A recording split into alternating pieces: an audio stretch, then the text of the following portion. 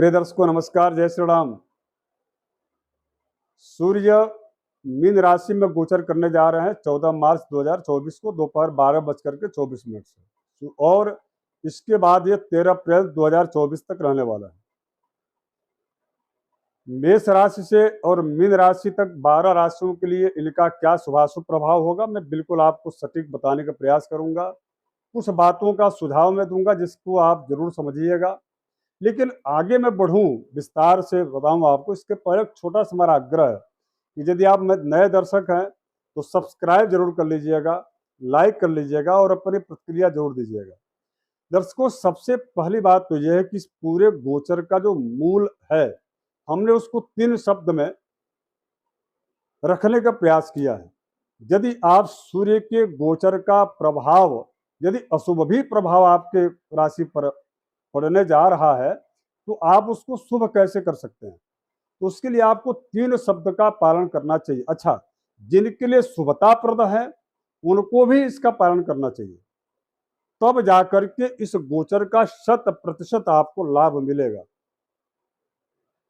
पहला जो है वह, इस जब भी गोचर होगा तो आप सचेत रहिए। सचेत किससे रहिए? तो ओवर कॉन्फिडेंस से। दूसरा, संघर्ष। आप संघर्ष करने से पीछे मत हटिए, आप निरंतर लगे रहिए, सफलता आपके कदमों में आकर के गिरेगी। जो आप चाहते हैं वैसा ही आपको अनुकूलता प्राप्त होगा। चूंकि सूर्य का मीन राशि में प्रवेश करना इस बात का यह जो है प्रतीक है, चूंकि मीन जो राशि है वह 2 गुरुओं के प्रभाव से प्रभावित राशि है। पहला, यह देवगुरु बृहस्पति की दूसरी राशि है। दूसरा, यह शुक्र जो दैत्य गुरु शुक्र हैं, यह उनकी उच्च की राशि भी है। तो आप यदि संघर्ष कीजिएगा, यानी कि आपका जो इस दौर में प्रयास जो होगा वह आपको 100% बेनिफिशियल प्रयास होगा। आप जरूर कीजिए, संघर्ष से पीछे मत हटिए। और तीसरा, समय का सदुपयोग कीजिए, आलस्य का परित्याग कर दीजिए। दूसरे के कहने पर या उसके बहकावे ना करके आप अपने काम पर ब्रेक मत लगाइए। ये 3 जो शब्द हैं ये आपके इन 1 महीनों के लिए मूल मंत्र का कार्य करेगा। अब इसके बाद आपको जो है नुकसान क्या हो सकता है, मैं आपको इसको बता दूं। देखिए, 100% हानि हो सकती है। किस स्थिति में? तो वह अति विश्वास। आप किसी पर भी अति विश्वास मत कीजिए। दूसरा, भ्रमपूर्ण गलत निर्णय लेकर के जो कार्य आप कर रहे हैं पहले से, क्योंकि आप ये मत भूलिएगा, क्योंकि इस समय जो शनि की राशि छोड़ करके और गुरु की राशि में सूर्य का जो गोचर हो रहा है, यह जो है आपके पूर्व के किए हुए श्रम का परिणाम देने जा रहे हैं। इसलिए आप जो है भ्रमपूर्ण गलत निर्णय मत कीजिएगा। और तीसरा, जो शेयर मार्केट में धन लगा रहे हैं, आज की बात नहीं, चूंकि ये 12 तारीख आज है, आज की मैं बात नहीं कर रहा, 14 तारीख के बाद की बात कर रहा हूं। जो शेयर मार्केट में पैसे लगाते हैं वो बड़े ध्यान से इस बात को सुन लें। माइनिंग से संबंधित, स्टील से संबंधित, ऑयल से संबंधित जो कंपनियां हैं उनके शेयर यदि आप लेते हैं तो थोड़ा उसमें आप सावधान हो जाइए।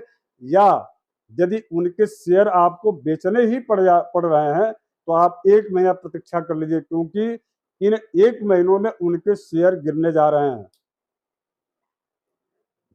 अब आइए विस्तार से मैं चर्चा करता हूं राशियों के अनुसार क्या फल होगा। इसके बाद मैं आपको बताऊंगा उपाय क्या आप सबको करना चाहिए, एक साथ में सबको उपाय बताऊंगा। सबसे पहले मेष राशि। मेष राशि के लिए यह पंचमेश का सूर्य होकर के और 12वें भाव में जा रहे हैं, अर्थात यह मेष राशि के पंचमेश 12वें भाव में, अर्थात आपका अपव्यय होगा, ऋण बढ़ेगा, और जो भी आपके अपने लोग हैं उनके प्रति यदि आपका बहुत ज्यादा अति विश्वास हो गया तो आपको धोखा मिल सकता है। तो थोड़ी सी आप इसमें सचेत हो जाइए। जो हमने पहले लाइन कहा है ना 3 शब्दों का, तीनों शब्दों का आप प्रयोग करते रहिएगा। सचेत, उसके बाद संघर्ष से पीछे मत हटिए। और तीसरा, सदुपयोग कीजिए समय का। मेष राशि वालों के लिए अत्यधिक यह शुभप्रद हो जाएगा। मैं इसलिए इशारा आपको कर रहा हूं चूंकि आपके जो है द्वारा लिए गए निर्णय इस समय ब्रह्मपूर्ण स्थिति में, चूंकि राहु और सूर्य दोनों ग्रहण दोष बना रहे हैं, तो ऐसी स्थितियां हो सकती हैं। व्यापार आपकी उतनी उन्नतिशील नहीं रहेगा जितना कि पहले था, फिर भी सावधानी आपको बरतना चाहिए। हम निरंतर अपने व्यापार में, कार्य में लगे रहना चाहिए। जो पढ़ाई कर रहे हैं बच्चे, उनको भी मैं कहूँगा कि आप जो है अपने कार्य के प्रति सजग हो जाइए। और दूसरी बात, रात में सोना चाहिए, दिन में काम करना चाहिए। जब भी ऐसी स्थिति आती है, चूंकि ग्रहण दोष में मैं प्रायः बताते रहता हूँ, यदि दिन बलि करना है आपको, दिन का कार्य आप प्रारंभ कर दीजिए, रात्रि में विश्राम कीजिए, रात्रि में जगना कम कर दीजिए। उपाय है गायत्री मंत्र का जप करना है, सूर्य भगवान के आदित्य हृदय स्तोत्र का पाठ करना है और प्रातः सूर्योदय के पहले पहले बिस्तर को छोड़ देना है। अब आइए वृष राशि, अत्यंत शुभप्रद है आपके लिए, वृष राशि वालों के लिए, क्योंकि इसलिए चतुर्थेश होकर के और ये आपके जो है 11वें भाव में जा रहे हैं। आपकी आमदनी बढ़ेगी, धन में वृद्धि होगा, मान सम्मान बढ़ेगा। सबसे बड़ी बात यह है कि शासन तंत्र के माध्यम से आपको उपकृत किया जा सकता है, सम्मानित किया जा सकता है, या किसी प्रकार से आपको राजनीतिक जो है लाभ या पद प्रतिष्ठा प्राप्त हो सकती है। इसलिए यह समय वृष राशि वालों के लिए अत्यंत शुभप्रद है। बात करूं मिथुन राशि वालों के लिए भी तृतीयेश का होकर के 10वें भाव में सूर्य दिग्बल प्राप्त हो रहे हैं। पुनः मैं वही रिपीट करूंगा जैसा कि वृष राशि में किया था, तो मिथुन राशि वालों के लिए भी राजनीतिक क्षेत्र से यदि आप जुड़े हैं तो आपको अत्यंत लाभ प्राप्त होगा। यदि आप चुनाव लड़ रहे हैं तो आपको उसमें विजय प्राप्त होगा, या किसी ऐसे व्यक्ति के साथ जुड़ करके और उसको जो है किंग मेकर की भूमिका में यदि आप कार्य कर रहे हैं तो भी आपको सफलता मिलेगी और आपके उद्देश्य की पूर्ति भी होते दिख रही है। यदि सर्वसामान्य जो व्यापारिक क्षेत्र में जो लोग हैं उनको व्यापार में वृद्धि होगी। हाँ, इतना मैं जरूर कहूंगा कि थोड़ी सी वाणी पर आपको संयम बरतना चाहिए और इसके साथ साथ में लेन देन में पारदर्शिता बनाए रखनी चाहिए। अब बात करूंगा कर्क राशि का, चूंकि द्वितीयेश होकर के भाग्य भाव में है। द्वितीयेश का भाग्य भाव से संबंध होना यानी कि आपके लिए अत्यंत धनप्रद स्थिति बनाता है। कुल मिलाकर के जो धन आपको मिलने की दूर दूर तक उम्मीद नहीं थी, उस धन की प्राप्ति इसमें होती है। सबसे बड़ी बात यह है कि संतान प्राप्ति में यदि बाधा उत्पन्न हो रही थी तो उसमें सफलता प्राप्त होगी। संतान से संबंधित आपको जो है सुख की प्राप्ति होगी। और इसके साथ साथ में यदि आप पढ़ाई कर रहे हैं, बच्चे स्टूडेंट हैं, तो आपके लिए भी यह खुशखबरी है। यह गोचर सूर्य का आपके लिए अत्यंत लाभप्रद होगा, अर्थात आपकी मेहनत के जैसा या मेहनत के अनुरूप आपको जो है, यदि प्रतियोगी परीक्षाओं में यदि आप शामिल होना चाहते हैं तो उसमें आपको बड़ा अच्छा लाभ प्राप्त होगा। यदि नौकरी की तलाश में है तो आपको निरंतर प्रयास करते रहना चाहिए, इसमें सफलता 100% प्राप्त होगा। बात करूं सिंह राशि की, देखिए सिंह राशि के ठीक अष्टम में यह गोचर बन रहा है, तो स्वास्थ्य पर सबसे पहला ध्यान आपको रखना चाहिए। दूसरा चीज, आपको पिता पुत्र के मध्य जो है दूरियां बढ़ती है, तो पिता का आप सम्मान कीजिए, सूर्य की उपासना कीजिए।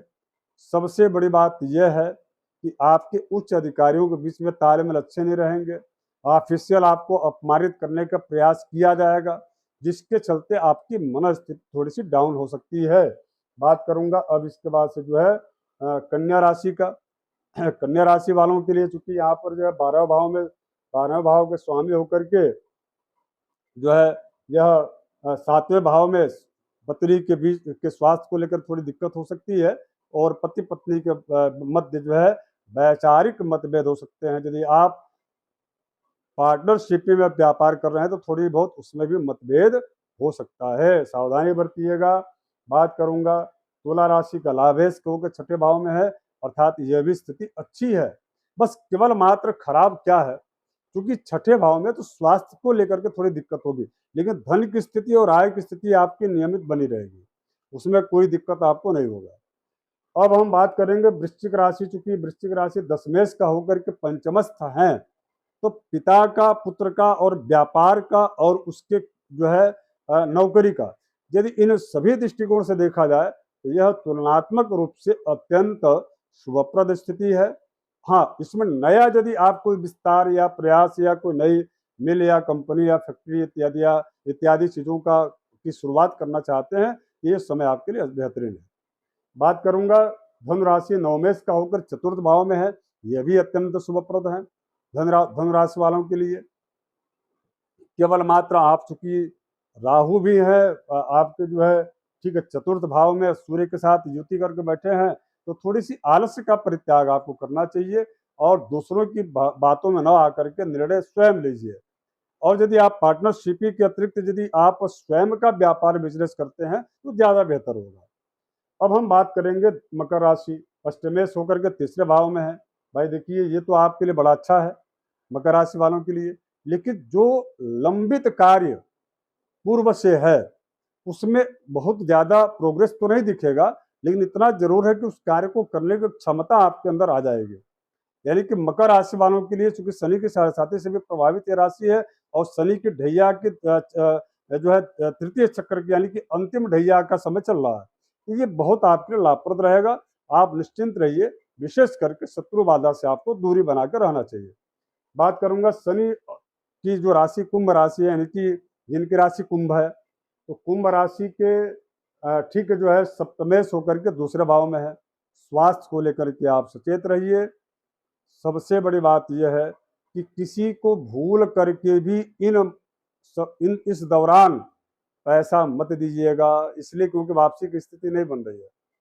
यदि कुंभ राशि वाले 14 मार्च 2024 से लेकर के 13 अप्रैल 2024 के मध्य बीच में किसी को भी 5 रुपया भी आपने दे दिया तो उसकी वापसी निश्चित है कि नहीं होगी, इसलिए क्योंकि ये समय ऐसा है। और बल्कि उस पैसे के कारण आपके उनके बीच में वैचारिक या और व्यवहारिक दृष्टिकोण से मतभेद की स्थिति बन रही है, विवाद की स्थिति बन रही है, थोड़ी सी आप सावधानी बरतिएगा।